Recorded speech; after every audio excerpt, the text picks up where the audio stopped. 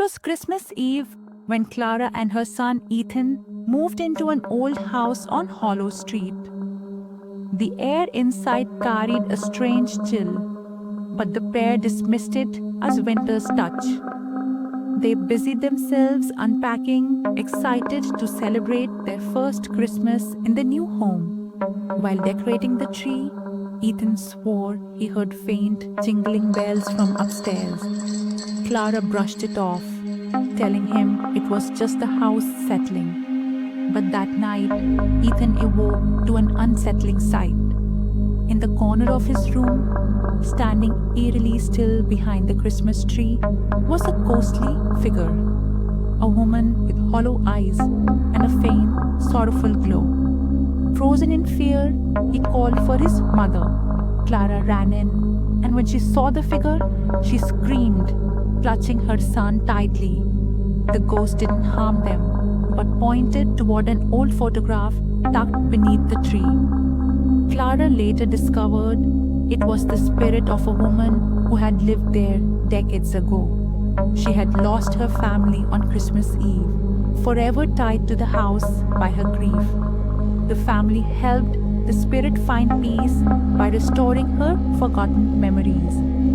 But even after the ghost vanished, Clara could swear she heard faint, jingling bells echoing through the house every Christmas Eve.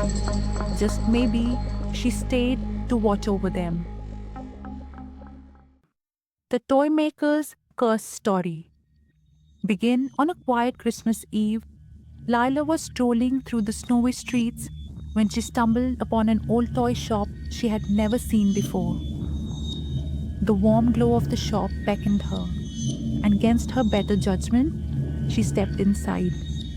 The shelves were packed with vintage toys, the air thick with nostalgia, and a little man with a thin, eerie smile greeted her. "Looking for something special?" he asked, his voice like a distant whisper. As Lila browsed, the toys seemed to come alive.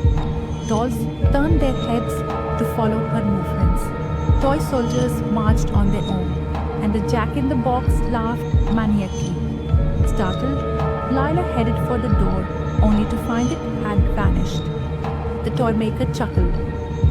"Once you enter, you belong to the shop," he said, his face twisting into something monstrous.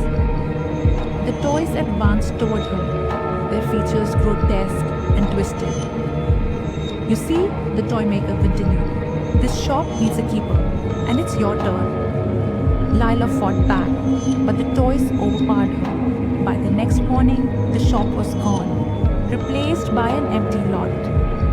But if you listen closely, some say you can still hear the faint giggle of toys in the wind, calling for their next victim.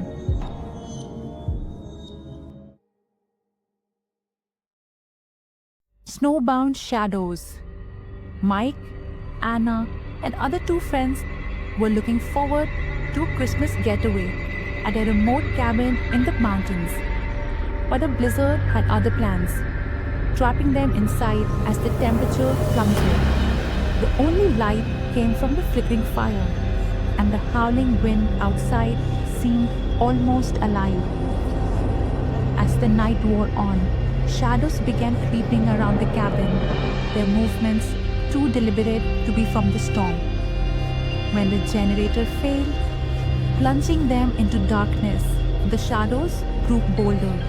Glowing red eyes appeared in the corners of the room, and whispers filled the air, sending chills down their spines. Mike tried to relight the fire, but the shadows closed in.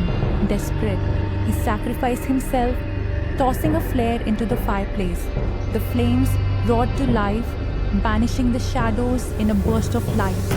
The remaining friends watched helplessly as Mike vanished into the darkness, his final scream echoing in the cabin.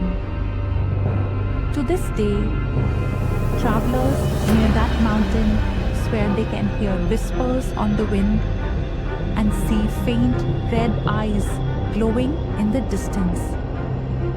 The shadows are still out there, waiting for the dark to return.